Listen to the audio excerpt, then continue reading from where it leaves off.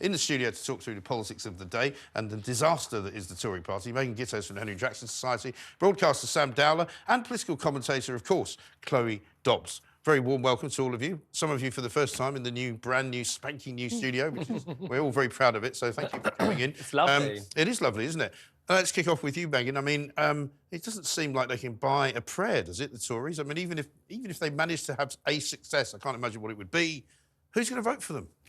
I think lots of people are still going to vote for them. I don't think, as your guest said, Reform are going to do as well as they hope they will, because there's nothing really that the public can buy into. And I know I have sympathy for a lot of Richard Tice's policies, but there's nothing really that the public can grab hold to that's something they really believe in. I don't think the public can trust anyone with immigration right now. Right. They've been completely let down. I still think around 190 to 205 will be the Conservatives' final. Because right now Keir Starmer doesn't actually have any policies. No. And he's got backtracked on, I think the running tally is about 10 to 13 he's backtracked on. So we don't know what he thinks. And there is always a massive boost closer to an election. We know that things get closer together. And the public generally can't distrust Labour when it comes to foreign affairs and the economy, which, of course, they can't really trust the Conservatives with right now either. So it's all to play for. I mean, Sam, it seems to me that some of the poll results from this particular poll suggest that Labour some Labour voters might vote for Reform as well, because there's a lot of Labour voters who are not that happy with Keir Starmer. It seems to me, though, that until I saw this poll, I was always of the opinion that it would probably be a lot closer than everybody thought. But this is a pretty significant poll. It's 14,000 people. You know, it's analysed all of the different constituencies, particularly the Red Wall. The Red Wall's gone, but looks... This poll seems pretty on the money to me. And you talk about the Red Wall. I mean, the Red Wall initially, I think, back in 2019, was almost a vote against Jeremy Corbyn because they couldn't stand to have the likes of Jeremy Corbyn as their prime minister, which obviously is not the case now. In fact, the Tories have turned this around, so it's the opposite of that. So in my constituency. Grant Shapps is my MP. Did you put your little postcode in Telegraph? I did, and I bought my house as well. Mike could be glad. Oh, good. That's finally done. Brilliant. We moved in this weekend. Well Thank done. you much, Congratulations. Grant Shapps. However, there's saying that Grant Shapps is going to lose his position, as well as Penny Mordaunt, people like that. This is going to be a decimation of the Tory party, and it isn't to do with I know how Rishi said today, like there are policies that are working, like give them time to work. I know he's going to push it to November, but it's not about that. It's about punishment. It's about the fact that they don't want them in power anymore. They want to. I mean, our country works in cycles. It's been 13 years of the Tories. It was 12 years of the Labour before that, and they've made such a mess of this. It doesn't matter how things work now. With even if they cut immigration down, it won't make any difference. People do not want the Tories in power anymore. It will change. Yeah. Chloe, do you think that's right, that there's not really much they can do? I mean, some people think if the economy recovers a bit, if inflation comes down, if people get a bit more tax in their pockets, a little bit more money in their bank balance, that they might trust the Tories to continue. I don't really see it, though. So there is a small chance that things could change, because you never know what unexpected events could happen in the 6 months leading up to an election, which we know is an important period that determines what voters do. However, what often makes me sceptical of polls like this is the fact that when people get to the ballot box, even if earlier they say, oh, I'll vote for Labour, they get a bit scared and they err on the side of caution. However, it seems like at the moment there is not much reason to be scared of Labour. The Tories are, making a mess of pretty much everything, so why are they the safer option? But also, I mean, Keir Starmer is quite a bland, boring figure, and that actually works in his favour, because that's not typically a very evil, scary person.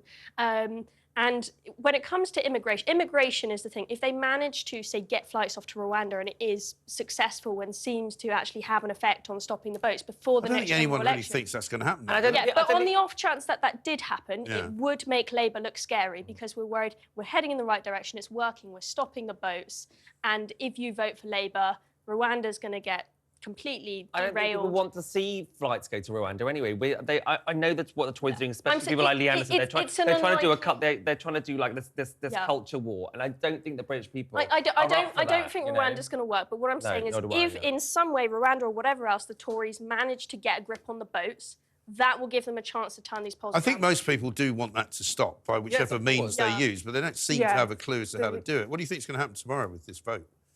I think it will go through.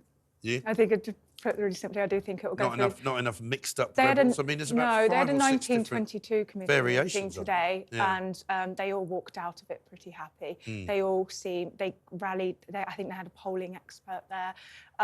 Everyone seemed pretty happy and. So is it going to veer on the side of the amendments which make it tougher rather than sort of make it less tough? I think a really important thing to remember with polls like this, it doesn't take into account a lot of niche constituencies. If you think about the Isle of Wight, it's now become, instead of just 1 MP, 2 MPs, and it's got there's a load of new boundaries, the oldest constituency, and it's not taking into account boundaries and MPs having the incumbency vote.